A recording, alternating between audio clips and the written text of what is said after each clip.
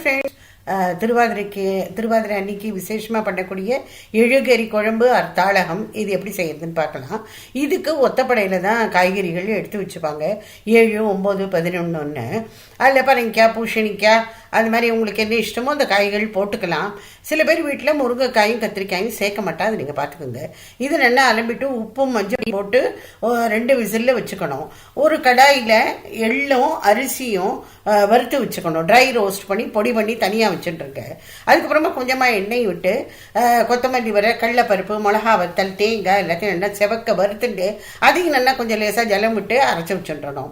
இப்போ புளியை கொஞ்சம் நல்லா கரைச்சி அதில் விட்டுட்டு உப்பு மஞ்சப்பொடி போட்டு கொதி வறுத்து இந்த பாயில்டு வெஜிடபிள்ஸும் போட்டு அரைச்சி விட்டு எல்லாம் பொடி விழுதுகள் எல்லாத்தையுமா போட்டு ஒரு கொதி வந்தோடனே இறக்கிடணும்.